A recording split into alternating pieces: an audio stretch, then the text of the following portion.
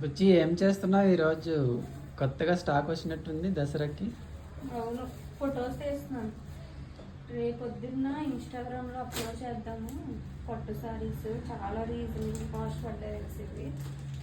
Customers కూడా చాలా reasonable కాస్ట్కి. కలర్స్ బాగున్నాయి. స్టాక్ ఏం చేస్తున్నావు? వీడియో ఎందుకు తీస్తున్నావు? ఆయిల్ పెట్టుకున్నాను నేను ఏదో ఫొటోస్ తీసుకుంటుంటే. ఆపే వీడియో.